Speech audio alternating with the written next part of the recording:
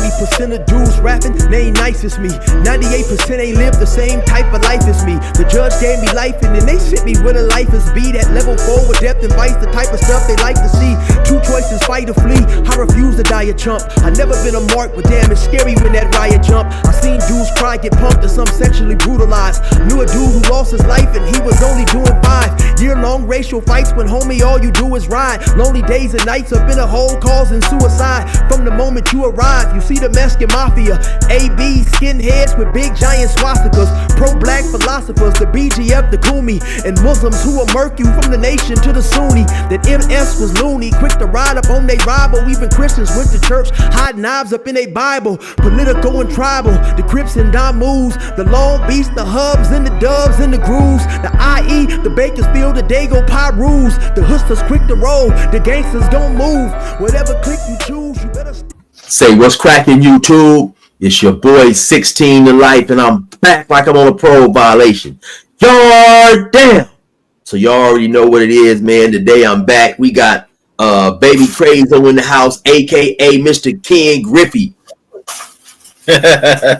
16 to life. What it do, man? I'm back, man. How you said, like you're on a parole violation, right? Yes, sir, homie. I'm just chilling, man. How you been, man? Man, I'm good, man. Maintaining, brought in another year. Thankful for that. You know, good Lord seen fit. You know, that I enjoyed another year living in life, family and friends and what have you. And I'm back on 16 to life, man, to pop it once again. Nothing but the real.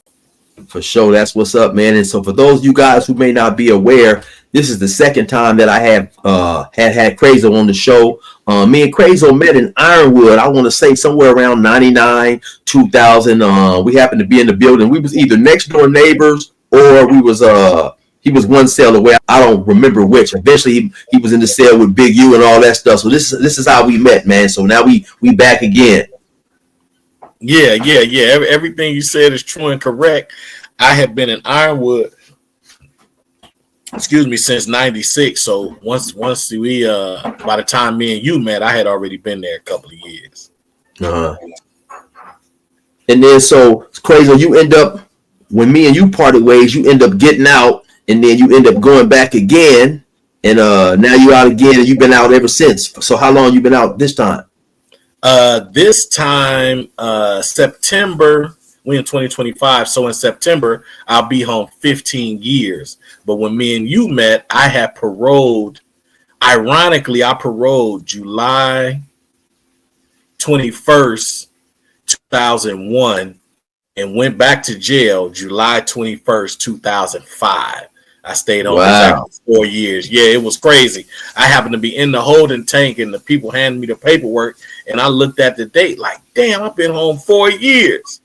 And you know, that was the irony of it. You know, released on one day, 4 years later, I'm back. You know, facing a murder charge. So yeah. Hey, so now, you know, I'm just making a small suggestion, man. Every July 21st, you better keep your ass in the house, man. Listen, me in the house. I'm either in the house or on the truck getting some money on July 21st. Man, that's like Halloween for me.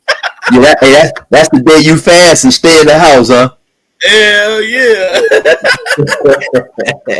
Hey, listen, man, or somewhere on a vacation with my wife, man, you know, July 21st. I'm glad you said that. We're going to have to make that a special day. Yeah, and that's what's up. So look, real quick. So let me ask you, you know, because me, I've done the 24 years straight, and I just stayed out the way. But what is it like, you know, to do a stretch like you do the first time, and then you stay out for a little while, and then you find yourself back in prison facing some serious charges like a murder? How's the middle wheel and all that stuff doing around a time like that? Well, see, even then, when I paroled and left you in July of 2001, I still had the same mentality. You know, I was still young. I was in my late 20s then. But, you know, it was still, I'm about to go out, represent the turf, get some money, you know, whatever. I wasn't fully a grown man yet. So once I came back, and I came back for a gang-related homicide, it was just like, okay, you know, our mental makeup was what it was. And, you know, it's all right, let's see how this turns out. You know what I'm saying? Right, right. And then in talking to you and doing time with you, homie, I think one of the reasons that we clicked on, in my opinion, we clicked on several different levels. First of all, we both was laid back. We liked the joke. We liked the clown.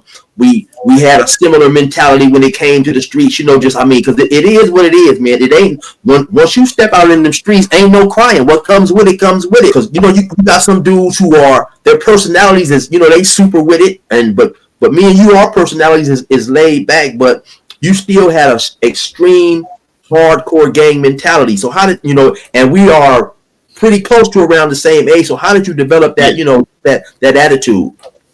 That actually comes for the most part from my big homie Clayhead. My big homie Clayhead, he was one of them ones and still is, one of those ones, although, he's 6, 7, 8, 9 years older than myself. And he was like that. You understand what I'm saying? And kept a smile on his face. If you seen him, you would know that he was, a bad actor. You know what I'm saying? And, he used to take me in and out of town, man. And a lot of schooling and a lot of watching, and just being under the wing as a young homie should, quick to listen and slow to speak. So that's where that came. That's where that comes from. A lot has to do with him. But to really get down to the guts of what you asking me, if you like that, you like that. It's in you and not on you. In the famous words of Nipsey, man, R.I.P.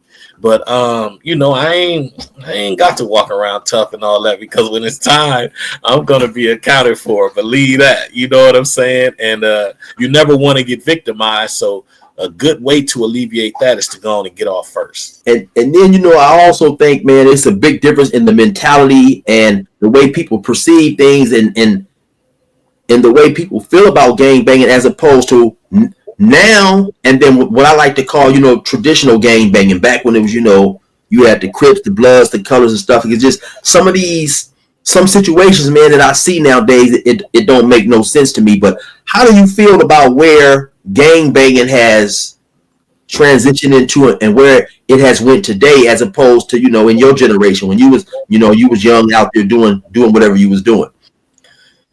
Well, you got to think, if we say, okay, 69 when the Crips start, but if you take it into the 70s, early 70s, mid 70s, late 70s, where Crips, Bloods, and Pyrus was just, that's what it was. You got to think, by the 80s, by the time I start gang banging, that's what, 15, 16, 18 years old. You know what I'm saying? So it's still relatively new. So the mentality is more or less still fresh. So you got to think, the people that are 61, 62, 58, 57, those were my big homeboys. If I'm 13, 14 years old, they're 18, 22, so on and so forth. But to get to the part of your question, present day, there's too much information out here to know the detriment into which the black race is involved in right present day, for you to still be passing up everyone that's against you, the officer or sheriff, the Hispanic or Southsider in the video that may write CK, BK, NK on the wall, the Asian that won't hire you for employment, they only look at you as a consumer. It's mighty strange to pass up all those people and still do something to someone who looks like you, because we're in the information age. There's too much information at your fingertips for you to still be, for lack of a better term and being respectful, dumbfounded. You know what I'm saying? And so why do you think it is like the way it is? Like you said, man, with all the information present, all the information at an individual's fingertips, if he wants it, why do you think it is like that?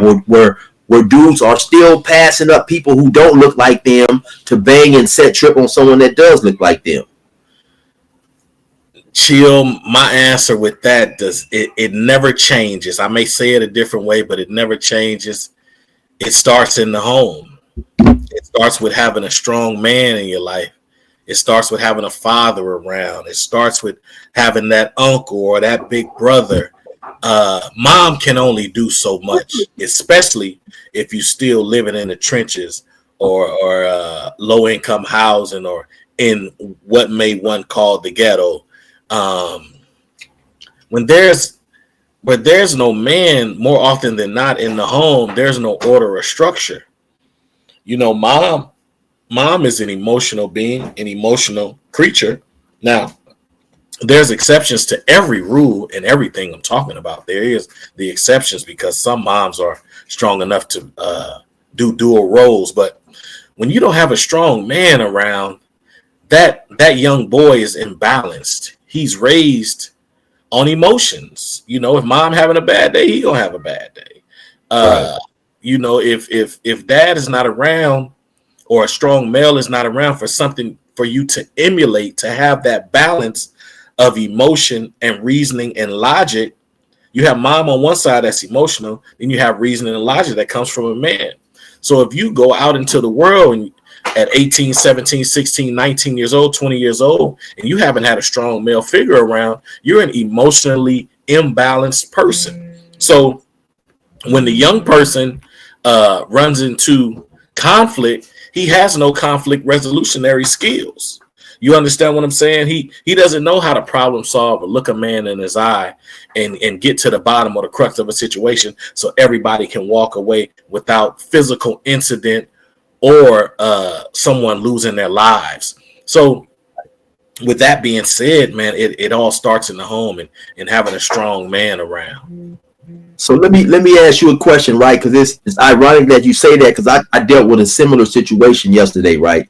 My cousin, she calls me and she tells me that she wants me to talk to her son, who's 15, 16 years old, because he's ready to jump off. He's ready to hop off the porch. Now, initially, when she said this to him, she didn't understand the terminology that he was using, right? And so do you think that this generation, opposed to our generation, due to the fact that they are introduced to a quote unquote street mentality, street activities by way of YouTube and social media, stuff like that, do you think they are getting an early introduction and potentially an indoctrination to the street life? I mean, because in my opinion, these kids aren't even allowed to grow up and be kids before they're emulating gang members and emulating what they see in the street. So what's your take on that? Yeah, you got to think, and we'll use the example or the framework of a single mother. She's either working through the night or she's working through the day. When she comes home, it's cooked, take a bath, make sure homework is done, so on and so forth. But what about those other gaps? That's when the other parent fills in, or say you may have grandparents or grandma there. But where there's just a single mother and there's 1, 2, or 3 children in the home, there's no time to actually be hands-on with everything. A lot of children are just left with what they may see at their fingertips. Like every child has a phone now. If you go down basically any street in America, you don't see kids playing in the street. You don't see kids having to stop the football game in the middle of the street to let the car go by. Everybody's sitting at home with a remote control. Every child has a phone now.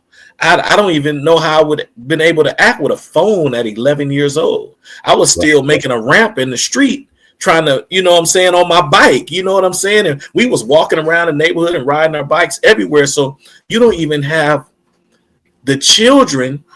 And it's the same thing with young girls on YouTube fighting and doing this and that. It's the same thing. You stay in your house all day, and then when you go to school or whatever, young boy, young girl, you're fighting, you're doing this or whatever, but you're not even developing socially. Because usually me and you, we came from home, went to school, went back home, did our homework. We was outside socializing. So once we went to school and it was a problem, oh, wait a minute, that's my friend that live around the corner. It ain't going to be no big problem. We ain't had no school shootings and all that kind of stuff. So, it's all about having your kids in some secondary activities after school, what have you. It just can't be come home and sit in the house, because all that helps socially. That's social growth. Right. And then I think also, you know, a lot of parents, they allow these social media devices to babysit the children instead of, like you say, doing things with them, talking with them, giving them a reason behind the things that they're doing for them or whatever, you know. So, yeah, I just think that at the end of the day, the children are introduced to certain activities too early. You made a good point talking about how the girls go to school and fight because they watch a lot of these reality shows where they're on there fighting, Bad Girls Club and all this and that. So that's how they think they're supposed to deal with a situation when it, you know, comes before them. I had spoke with an individual yesterday, right? And I posed this question to him too, you know, because we grew up in an era, homie, where if not in our generation, we was at least raised by older homies who at one point in time was around when it was, you know, it was Crip love. Just being a Crip would get you love from another Crip. When I hit prison in 96, it was like that, right? But now when you have these Crips growing up where all they see is they hood beefing with other Crips, so they sometimes don't see other Crips as quote unquote Crips. They see them as the enemy. So just strictly the enemy. It doesn't matter what color they wear. But go ahead. So when they go to county jail and they go to fighting, I had seen, I believe it was Compton Rick Rock, and he was talking about how you had the dude J Hood clowning. He was clowning C-Mac, Crip Mac, for letting Crip Mac get beat up by a blood and not jump in. But now J Hood came back and said he didn't get maxed out. He got punched 2 times and he fell. But Compton Rick Rock was saying, of course, that the era that he grew up in, a blood is he's the first enemy, first and foremost, right? So you don't allow another blood to beat up a Crip. But my thing is, how do, you know, certain younger Crips absorb that mentality when they've been beefing with Crips all their life? Because first thing that you hear nowadays from younger homies, even on the Dalmut side of the street, is, I don't got no big homies. So immediately when that statement is made, you automatically alienate half the people from your neighborhood who can help you. And that goes back to you not having a father in the home, or an elder or a male role model in the home. So now when you leave off the porch 14, 15, 16 years old and you go to the hood and all of a sudden you start gangbanging, Crip or blood, when the big homie tries to lace you or school you, there's immediate resistance. Why? Because you look at him as the opposition. It was just mama at home. So now, I'll just speak for my turf in general. We was raised on traditional Crippin. We fight bloods. Our big homies set the tone. We fight bloods. Like my big homie Bogart, rest in peace, told me, baby CRAYZO, never kill a Crip unless you have to. But in the same breath, he said, but most of the time you have to. So even though he instilled the Crip love in me, he understood the climate of the game. You understand what I'm saying? So now, if I go in jail and there's no love or no order or no structure, and I haven't been passed down from generations of what this Crippin thing is, or what this blood thing is, or what this Pyru thing is, then everybody's the enemy. And that's not right. Like I said before, we're in the information age. You know who and what your enemy is. How in good conscience can you know all these different sections of Los Angeles and even throughout the state of California where blacks are not even welcomed? But you go to jail and you make peace with those people. You bump into them and you all of a sudden you learn Spanish. Spencer Holmes. All of a sudden you know Spanish. But you bump into me or somebody else. Oh, fool, watch what you're doing. Oh, let's go. We got to go handle this business. See, the energy is different, man. The energy is different, and it shouldn't be that. Right. It shouldn't be that. So it's a lot more than just giving you a straight answer, because it's a real in-depth question that you asked. You understand what I'm saying, Chill? Right. Because it's more to it than you just my enemy. You understand what I'm saying? Now, we supposed to have the understanding, and how could you not have the understanding is once we come in here, if it ain't personal, we got some people that is possibly anywhere at any given time, 6-1, all the way up to 12-1. That's alpha blood. And I ain't talking about the guys who wear red. I'm talking about everybody that don't look like them. Well, outside of white boys. Let me say this, right? It's two things that I want to speak on, but I'll save this question for later. And I want to talk about if me or you in growing up at the age of 14, 15, if we had stepped outside and thought about we don't got no big homie, what would have happened? But I want to pose this question first. I'd be looking a lot different right now. I wouldn't have my real teeth. I have some dentures off the partials.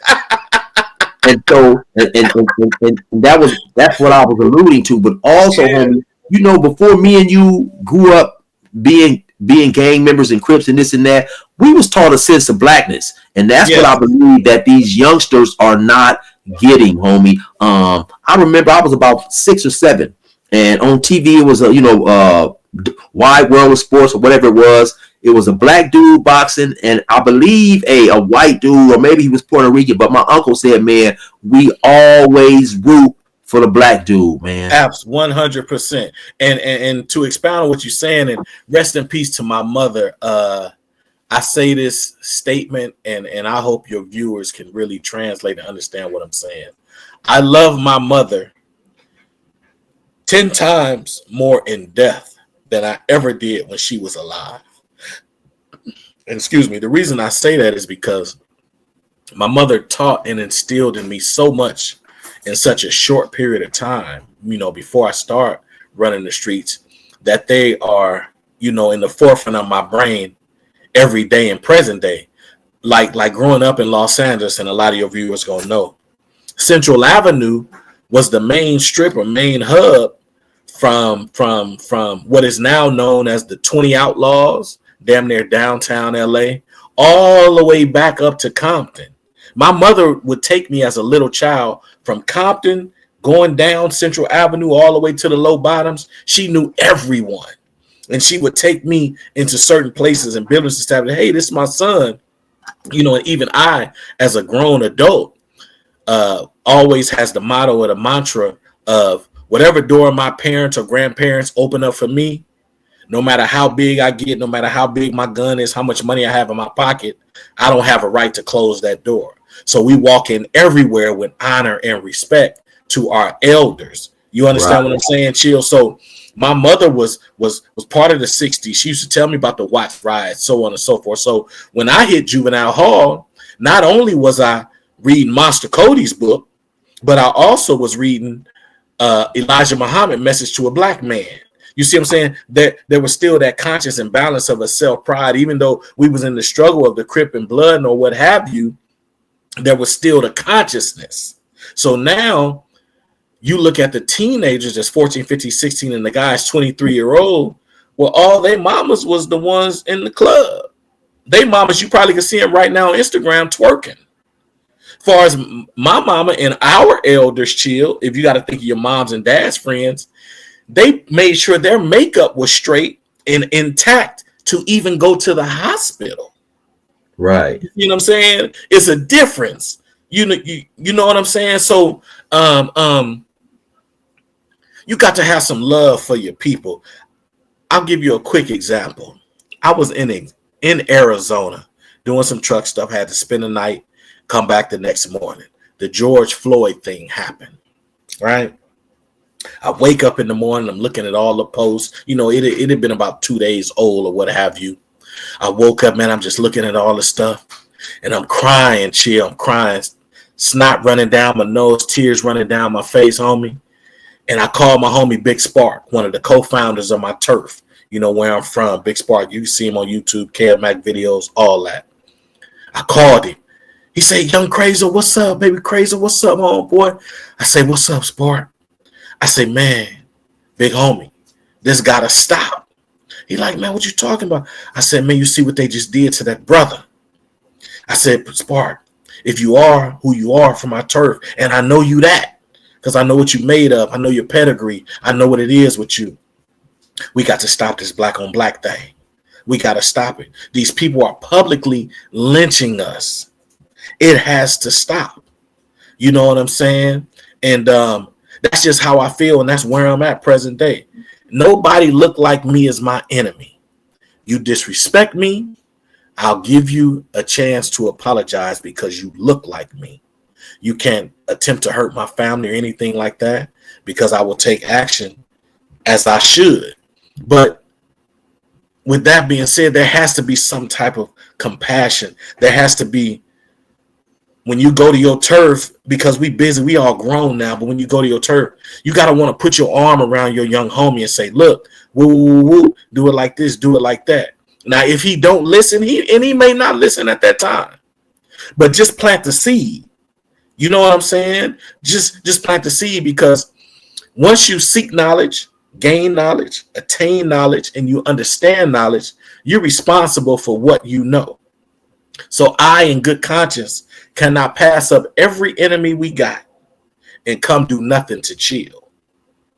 That dog don't hunt. That don't make no sense, chill. You can't look in the mirror in good conscience and feel good about yourself knowing you went and slaughtered your people, but you can't even go 10 blocks and go to that liquor store, because then people that gonna look like you gonna run you up out of there. That ain't what's up. Right. Well, I just think that, of course, you know, and I agree with all that you said, man. And to me, that was one of the things that I noticed when I came home after doing that 24 years. It seemed like it was just a great amount less of Black unity, you know, just everywhere, you know. I mean, because before I went to prison, man, sometimes, you know, Black people would see each other, they would speak, you know, say, hey, not, you know, hey, at least acknowledge each other. Now there is very, very, very little about that. It just seems like, once again, man, I want to point a finger at social media. It seems like social media, man, it just got everybody in disarray. It's, you know, it's everybody now, and instead of, like you said, man, back in the days when we would have the attitude, hey, that's my brother. Now it's everybody got the I don't give a F attitude. Who this dude is, whether he look like. Well, chill. Watch this, man. You can't be held hostage to an app on a phone. How does an app on a phone control your life? Or how you click on an app and automatically become something that you're not? You understand what I'm saying? So it's like I tell my wife all the time. Me and my wife don't have a disrespectful marriage or relationship. But I tell my wife all the time, I don't allow you to disrespect me. And I know you love me with all that you are. It's proven. It's documented. Things have been done since we've been married and together to where it's evident you love me. So there's no way in the world I can leave outside of my door and go into the world to work, get money, or do whatever and allow disrespect. It's not going to happen. It ain't going to happen. You can't disrespect me because I don't even allow disrespect to a person that loves me. We don't do that. So if the standard is right here, yeah, life is not always going to be on an even playing field. You're not always going to be up. You know what I'm saying? But you can't forget what the standard is. See, in present times, there's no standard for our people. That's why you have young girls on the internet and Instagram twerking, because there's no standard. Well, your mama was a stripper. What the hell was she going to teach you? What was she going to teach you? There's no standard. What is the standard for your home? It has to start in the home. What's the standard? Right. There has to be a standard for our people. And I strongly believe that has become lost and convoluted with the attitude of the me. Well, when you get it, you're supposed to go back to the village and spread that love and share that with others. Now everything is just me. Right. And you know, you started off by saying, how should an app, control your life and this and that? And it shouldn't. But to me, obviously, it has in a lot of situations, man. When I went to prison, they didn't have no YouTube and social media and all that, man. And when I got out, it was surprising to me how important likes and views and being socially accepted on these social apps was so important to a lot of people, man. I never forget, man. I was in basically the halfway house, and we got a program that was going to teach us how to get our construction license and all them qualifications or whatever. And I went to the bathroom, and there was these two dudes, man, two black dudes, probably in their early 20s, and they was basically upset, talking about how they put stuff on Facebook, and certain people who they thought was friends don't like their stuff often enough, and they was going to delete them. And to me, it sounded like a conversation that two women should be having. Why should you care if another person don't like that you posted that you went to the mall and spent $200 on some jeans and stuff? It just, to me, homie, the being accepted by social media and being liked is crazy. And just let me say this real quick too. Some of these YouTubers, I ain't gonna call no names out, but these dudes will get 10, 15,000 subscribers, and suddenly, man, I'm famous. And you will hear them say that. If you have to tell a motherfucker you famous, you really not famous. But just I didn't see more than probably 7, 8 different dudes, just when they suddenly get a lot of views, they just, it's just so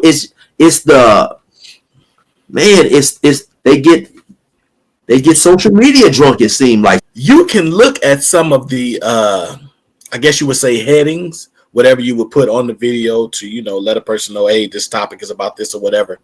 You can look at some of the headings on the videos for it to get a click or get a view or whatever the case may be,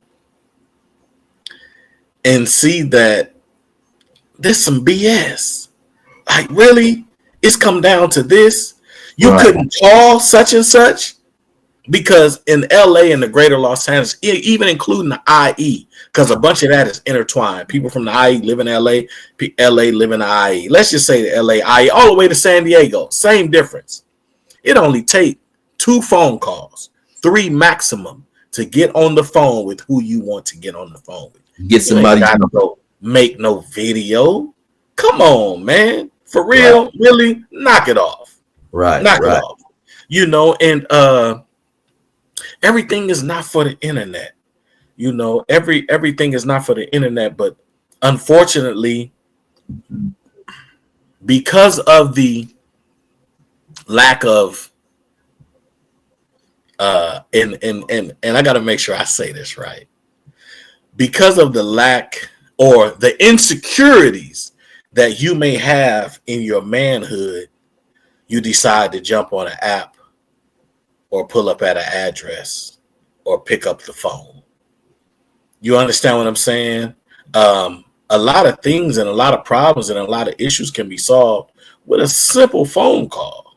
Right. Simple phone call.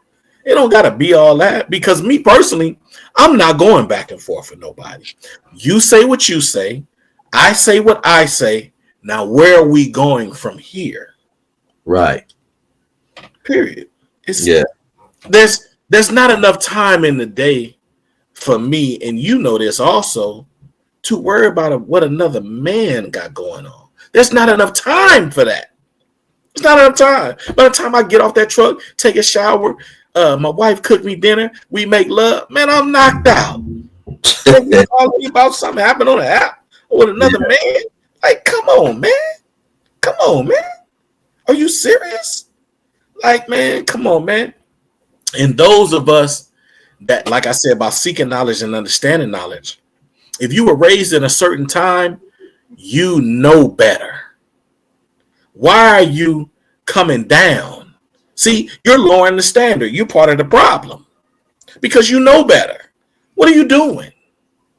You know what I'm saying? Like, it's just like myself. And shout out to my big homie, Big Nugget. He's the reason I'm even on YouTube. If he didn't ask me to be on Kev Mac videos all those years ago, I'd have never been on YouTube. I don't seek the camera or nothing like that. Now in present day, when I'm in front of a camera, I don't want to do nothing but give a young person some game. I ain't, you know what I'm saying? I'm good with me. You know what I'm saying? In my turf, my name is good. You understand what I'm saying? Oh, baby, crazy. It's the homie. You know what I'm saying? I don't need no validation from across America or in the metaverse for me to be me. A lot of this stuff has to do with insecurities from 15, 20, 30, 40 years ago that you trying to validate off of an app. And we just being truthful, chill. We just being truthful, you know? And so lately it seems like a certain genre, at least on YouTube, has been taken by storm by, you know, you got dudes in prison with folks making YouTube channels, and you know they putting out information. And I'm gonna keep it 100. You know, I watch a little bit of that. Some of that is So do I. Some of it is entertaining. But what's your take on, you know, what's your take on just on all that? And me and you have both been in prison. We've been in prison together. And if I had a phone and had 10 days left in prison, let alone life sentence, I'm gonna want to be, you know, in the metaverse or occupy my time or possibly meet a chick online, somebody who want to support, or, you know, I would be online too if all I had to do was walk around the track and eat nachos and spreads and go to group meetings. And what? Hell yeah, I'm online. You follow what I'm saying? I get it. But I would ask my young brothers to please be mindful and cautious of the content and the things you put out into the world. Because although you may be in a unproductive situation far as progressing in life in the free world, there are others that are not. Even though some of the young homies, Crippin blood, might still be part of, you know, the lifestyle, they still have a chance to make it out eventually if they don't get caught up in the rigmarole. So now, to go even further, my brothers on the outside who whatever video may affect them, may be about them, whatever the case may be, right? We'll go back to the app. The little app on your phone. Keep in context and keep in mind, nobody should be able to pull your strings or be a puppet master in your free life from a prison cell. See, women argue, fuss, and fight. Men kill each other. Unfortunately, we keep trending in this direction. Someone is going to be forced or called to updating their resume. Translate that as you will. And I'm not talking to you, Chill, because I know you understand exactly what I'm saying. So if we out here trying to be better as a people trying to be better, because it starts in the home. If you're trying to be better for your young son or your young daughter and your wife or your girlfriend, or be better for your mom because she's in her twilight years, you can't get caught up in the BS. I ain't mad at nobody defending their name. That's cool. Ain't nothing wrong with that, because I'm going to defend my name. Right. But you can't get caught up. You can't take the cheese. Do you understand what I'm saying? You can't take the cheese. You can't be part of the algorithm for all the wrong reasons. Right. You understand what I'm saying, Chill? You got to have enough security within your manhood to say, what? Yeah, I'm cool. Whatever. Run up on me with that bullshit. I'm going to change your life. And leave it at that. You know? So, but at the same time, to each his own. Every man walk his own path, Chill. Right. And so, you know, lately, of course, there's been a lot of hoopla about about the going on and this and that, and so by you personally have been in LA County before, man. LA County seems like a horrendous and rough place to be. So is it all that squabbing going on up in there, Crazo? Yes, it is. Yes, it is. Like, I have definitely been a part of it. by watching these shows, it seems like all they do up in there is fight, just 24/7. So, and I've heard often that if you can survive LA County, you can survive anywhere. So, how vicious is it? Explain the day up there in LA County when when you get up there and you get put in the dorm, man, and give us what goes on in the day of a gangbanger. Well. First and foremost.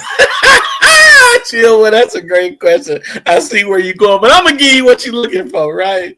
First and foremost, man, you with the enemy. He around you somewhere.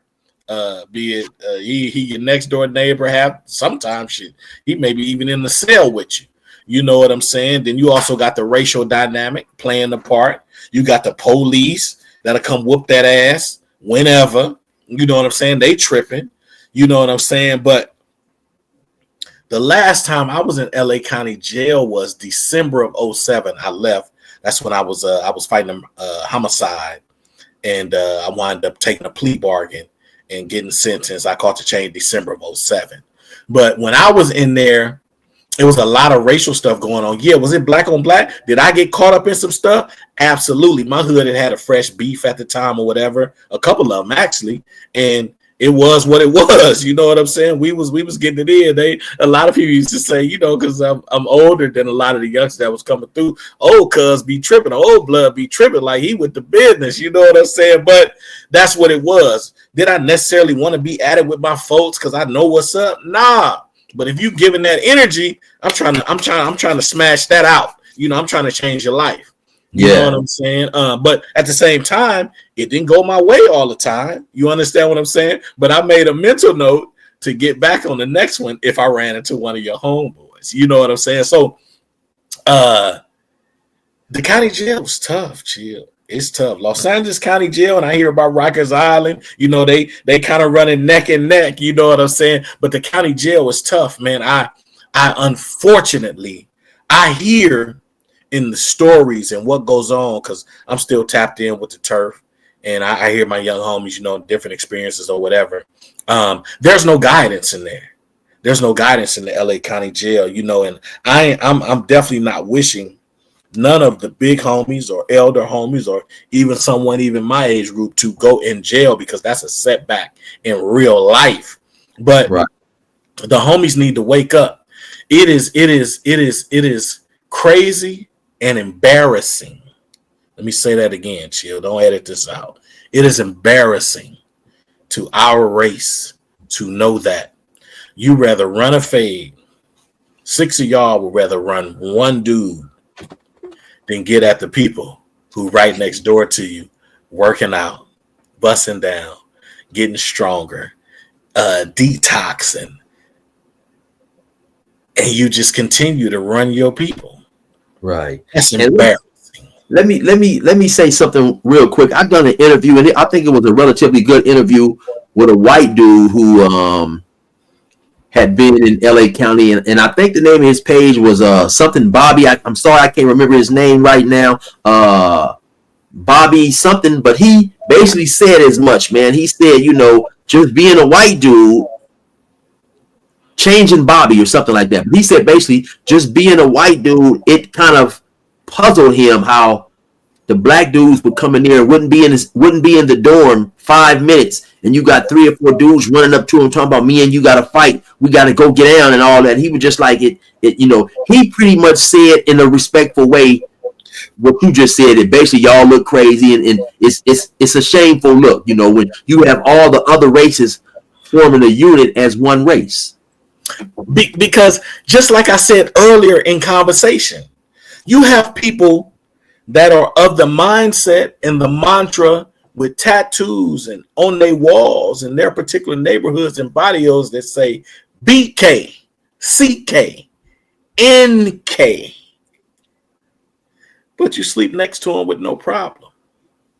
This is supposed to be the time where you're supposed to be like, oh yeah, It's like that. Yeah, I remember y'all disrespecting my mama when all she wanted to do was grocery shop. Now, don't get me wrong. I'm not exciting nothing. I'm talking to my people, Right. those who look like me, because I'd be very remiss and very absent as a man to incite anything against our Hispanic brothers, because I'm in business with the Hispanic brother. You understand what I'm saying? But I'm talking about having some self-pride.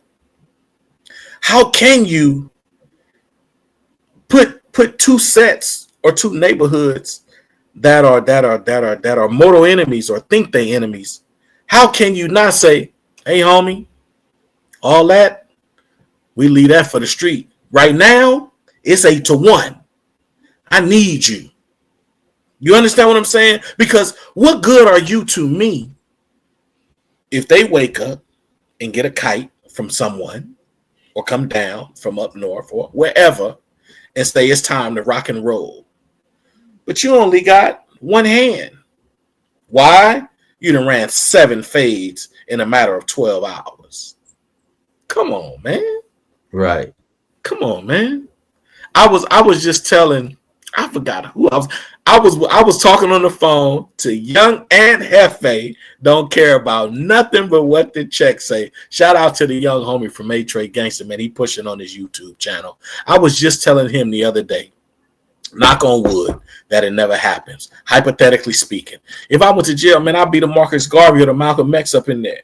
I come in the module, and my name and reputation speaks for itself. And I'm not bragging or boasting. I'm just saying what is with documented history, along with staying down. That's over. If it ain't personal, if it's just business, we gonna have to let that go. We finna strengthen up our people. Right. We're not rolling nobody up out these dorms and out these modules. No. Too black, too strong really has to mean something. Make it mean something. Don't just shout it out. It gotta mean something, chill. You know what I'm saying? Because if we as men don't get it together, who gonna protect our women? Who gonna protect the village? We just gonna continuously leave them to be food? Come on, man. So several months back, you had different gangs in Los Angeles potentially pushing for peace, right? And initially when I saw it, to keep it 100, man, I thought it was a great thing because Bloodin and Crippin had started in LA. So of course LA has to set the standard potentially that will reach out to other cities and states the same way that the gang stuff did. So how did you feel about the younger generation from certain areas who didn't want peace? How did I feel about the certain generations and areas that didn't want peace? Yeah, because you had a lot of the older individuals from different gangs saying, okay, yeah, peace was a good thing, but then we saw it being flashed around on YouTube where you had some of the younger dudes like, no, F that, we ain't with no peace, and blah, blah, blah, without realizing that the older dudes who were pushing for peace, they wasn't pushing for peace for themselves because they was no longer in the field. We're pushing peace for you younger dudes that's out there. We trying to stop the younger generation from being killed. Let's just say you got a hood that's got 15 people that's been lost to whoever they're beefing with. We're trying to stop 15 from going to 16. But well, and excuse me for cutting you off. I kind of got the crux of your question. Well, credit to them, credit to those youngsters that you're asking me about and referring to, but credit to them for the mentality that they were taught, where they just wanted to continue to toe the line and be accounted for in the warfare and in the struggle as far as their community. Credit to them, because that's what they were taught. That's what they believed in. That's all they know, some of them. And it's nothing wrong with that at all. I myself personally, along with my big homie, Lil Kill, we went to the Crip meeting a few months ago, maybe 5-6 months ago. We were there in representation of my turf, where I'm from. Am I an active gang member? Absolutely not. I don't believe in going to do nothing to somebody else that look like me. But am I in support of my homeboys in my neighborhood, young and old alike? Absolutely. If you can translate it, I'm not saying you, Chill, I'm saying those who watch it, they understand. Because I don't want to do nothing but be a positive role model example for my tribe and for my community.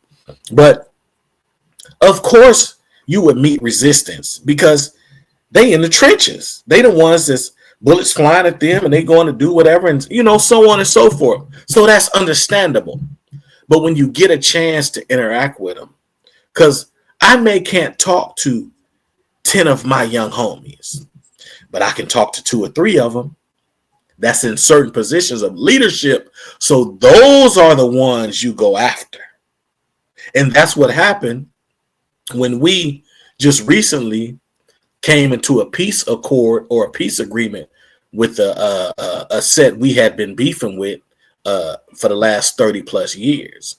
Right. I was able to talk to a couple of my young homies and they translated some things. You understand what I'm saying? Because they might not have wanted to hear from me, but they could hear from them.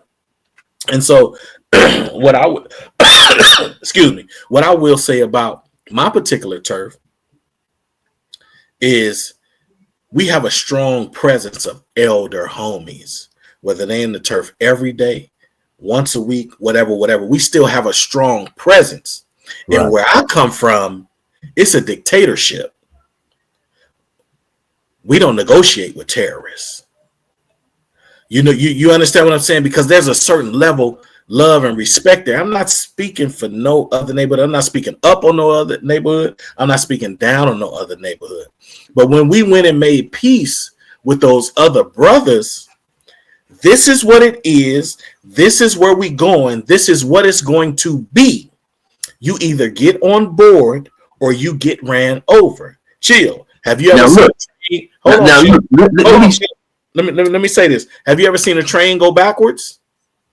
No, slowly. If I did, slowly. So you either get on board or you get ran over. So now, no discredit to the young homies, but the young homies seeing that, hey, the big homies, the elder homies, they don't want to see us with life sentences. They don't want to go to none of our funerals. Let's just give it a chance. I give all credit to the young homies because they jumped on board with it. And that was cool. And I respect and I appreciate them so much for that because it couldn't have been done without them. But I challenge elders in their own respective communities. If you are who you say you are, then be who and what you need to be for the betterment and benefit of your community.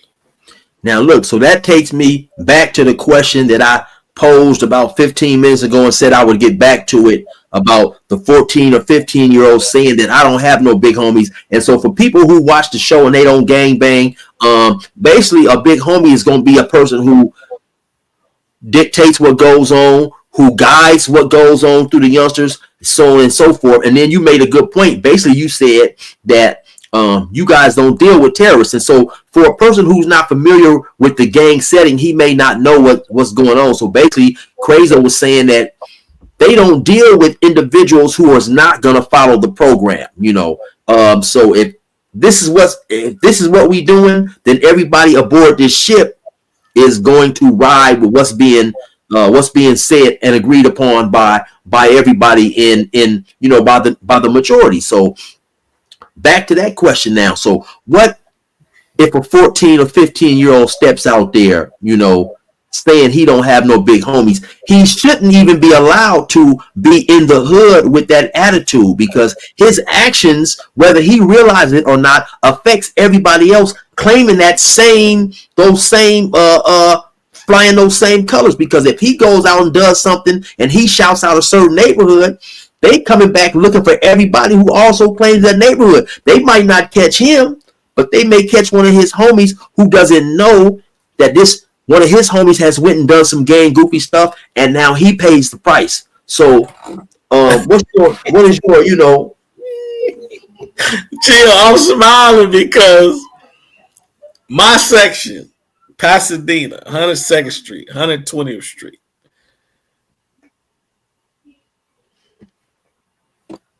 I wouldn't recommend no 14, 15-year-old. I don't even think that that's even possible. And I'm not slighting the young homies, but we have homies in their 30s and early 40s now that'll tell him to just be quiet. Okay, you're on record for feeling how you feel. We not even finna track that up the food chain. You understand what I'm saying? Because 13, 14 years old, listen, man, if a 13, 14, 15, 16 years old has a voice in your neighborhood like that, man, y'all headed nowhere fast, man. You know what I'm saying? And I'm not trying to say that disrespectfully, but like again, I will say credit to the young homies. You know what I'm saying? When we attempted and made a ceasefire or peace agreement with a neighborhood recently, let me say this. There's a particular neighborhood, and I'll say it. When the undergrounds, we were beefing with the undergrounds in the early 90s, right? Rest in peace to my big homie Bogart. He was one of a few casualties that happened in that beef with the undergrounds. And shout out to the homies. Rest in peace to my boy Bam, man. That's my childhood friend. We grew up juvenile hall together, all that. I personally was on record for not wanting to stop the beef with the undergrounds. It wasn't nothing personal to them, but my big homeboy, one of my mentors, got lost. Although he was killed by the Lenox sheriffs, it was because of the undergrounds. You understand what I'm saying? So I was on record for not being in agreement with that as a young homie. But the big homie say, hey, CRAYZO, this what it is. This where we going with this. You either get on this train or you get ran over. Well, if you see me here present day in 2025, I'm talking about something with the 90s. Apparently, I got on that train. You understand what I'm saying? So this is what I say to where even present day in the hood, when the big homies say something, that's what it is. Will we go back and forth with the young homies here and hear their gripes and why it shouldn't be or whatever? And half the time, they may be right. So it can't go a certain way, and that's cool. But if we really pressing forward with this self-preservation of our communities and of our race and of our peoples, just because of the love that we have amongst each other, kudos and shout out again to the young homies from Raymond that was like, okay, all right, big homies, let's just give it a try. You understand what I'm saying? So, right. So when I make the statement of we don't negotiate with terrorists, my homies weren't trying to hear what the hell I got to say. Okay, CRAYZO, you on record for not wanting us to stop the beef. Okay, but and what? What's next?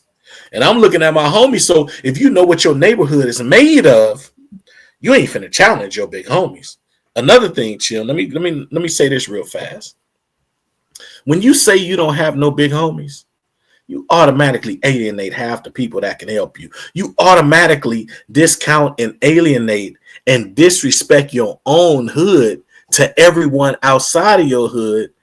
When you say that, you discredit your big homies that are laid. So you not only disrespect the homie that's alive, you disrespect the homies that's got life in prison, and you disrespect the homies that's in the graveyard. Yeah, you disrespect them too, because the majority of them, if they made it, didn't get caught slipping, didn't get killed by the police, you would be talking about them present day. You can't never disrespect the elder. That's not what we do. Crippin is crippin, blood is blood, Pyru's and Pyru's. But see, it goes back to the home. When you didn't have a father to respect, how could you have a big homie to respect? Right. And so we clearly get that the way you feel about that type of life has changed greatly than how you felt about it 15, 20 years ago. What are some of the things you think that was instrumental in helping that, that transition of the way you feel about, the street life? I woke up in the LA County jail one day, or early one morning, maybe 2 in the morning, 3 in the morning. And I looked up at the top bunk. You know, you see all the ride in the top bunk, whatever. I don't remember who was up there or whatever. You know, it was quiet in the cell. People were asleep or whatever. It was about to be court line in an hour or so, maybe a couple of hours. I'm in there fighting a murder case. I said, damn, CRAYZO, you don't got no kids. You're not married. You're not nothing. I didn't have no kids at the time when I caught the last case. I have children now. Like, damn, this really your story? This is what it is. At that moment, shortly thereafter, I got down on my knees. I rolled down in the bunk. I said, God, if you get me out of this one, I promise. I ain't promising I ain't never going to carry no guns no more. I ain't promised that I won't bust my gun. I ain't promising that I'm not going to get on the streets and go hustle. Nothing like that. But I will promise you, God, if you get me out of this one, I won't go hunt down none of my people in the name of gangbanging. Right. Now, was I still caught up in the throes of whatever was going on in the county jail and calling the hood and this and that? Absolutely. But I also, another thing that happened along with that prayer, I was talking on the phone with one of my big homies, and I just talked to him the other day. Shout out Big Bangy Mo, the big homie, man. Always told me the right thing to do, even when we was on the streets gangbanging. He told me one day, he said, CRAYZO, when does it stop, homie? When is enough enough? I didn't know what he was actually mentioning or talking about at the time. You know, I'm caught up. I'm still in my disease. I'm still in my sickness. And he said, man, you've been doing this shit, man. You was 13, 14 years old. Homicides, this and that. You done got away. This and that, blah, blah, blah, blah. When is enough enough? So right then and there, chill, the seed was planted. Was I still gang banging? Can't wait for court line to get it in and squabble up and all that? Absolutely. But the seed was planted, chill. You understand what I'm saying? I was just telling the big homie the other day how much I love him and how I appreciated him. Even though he was doing wrong, he was always trying to tell me the right thing to do. Right. Man, well, you know, that's deep, homie. And I was just sitting, I was talking to somebody the other day, man, it was Do Rock Creek from the Swang Low Podcast. Y'all definitely be sure to check that out, man. Okay. Swang Low Podcast, SWANGLOW, right? And me and Creek was I met him in Salinas in 1996, man. And so we were just talking about how, you know, when you walking around, you in the yard, you got a life sentence, you know, you're not really seeing that far ahead of life because you don't know what's going, especially on them 4 yards, you don't know what's going to happen in the next 20 minutes. Yeah. You living for right there. You living for right there. Exactly. Much less years down the line, man. So now to, you know, see him as well as many other dudes, you know, yourself included, you know, when we was on the yard, man, you know, we had different mentalities. And so it's just a blessing to be able to even be around, you know, 20 years from that point, and then also with a newfound mentality and just a new mindset. You know, it's definitely a blessing, but sometimes it's also surprising because a lot of times I think we see each other only as gang members. Sometimes we devalue our own selves, you know, not realizing, hey man, CRAYZO might be able to sing, CRAYZO might be able to draw, he might be able to paint, but when we see things like that, we are surprised because all we used to knowing us for are negative type things. You know, I mean, they're things that gang members look up to, but in reality, it's, you know, I didn't know CRAYZO was this smart. I remember one of the smartest dudes that I met in jail was a dude. His name was Stupid. Yeah. Another example, I listened to the young brother out of Dallas, Texas, Mo 3. Man, when I listened to his music, chill, it touched my soul, man. That young brother was so talented. I mean, ultra talented. Even my young daughter, 11 years old, she can recite every Mo 3 lyrics outside of the cuss words. You know what I'm saying? Right. And she asked me one day, she said, what happened to him? Is he all right when he coming out with a new album? And I had to explain to her that the young brother met his demise, man. But just think about all of our young brothers and sisters that died at 16, 17, 18, 22, 25 years old. They never made it to see a gray hair, never made it to have a beard, never made it as a young female homegirl to have 2-3 kids or become a grandmother. You understand what I'm saying, Chill? I'm not the person I am today that I was 20, 30 years ago. You and I both know that because we was together. You understand what I'm saying? When I came back to jail, July 21st, 05, for that homicide, man, it was raining. I went to jail gang banging. My gang allegation on my case was real. I went to jail for a gang homicide for the betterment of my gang. You understand what I'm saying? But by the time I paroled, you know what I'm saying? Like I said, those other seeds were planted. I came out with a different mind state and a mind frame. I got to do better. I got to do better. I got to be better. My mother passed away August 3rd of 2010. I came home September 18th, 2010. Before my mother passed away, she told a good friend of mine or ex-girlfriend of mine. My mother was sick. She was going to the hospital. And my ex-girlfriend told her, Pam, excuse me, you need to go to that hospital because we don't want, that boy going to go crazy if something happened to you. My mother told her in August or late July of 2010, she said, girl, I ain't worried about my son. My son going to be all right. My mama dying. She said that to somebody. She believed in all the things she instilled in me and the man that I had became and the man that I was becoming and growing into. To her dying day, she died thinking, believing, and knowing that her son was going to be okay.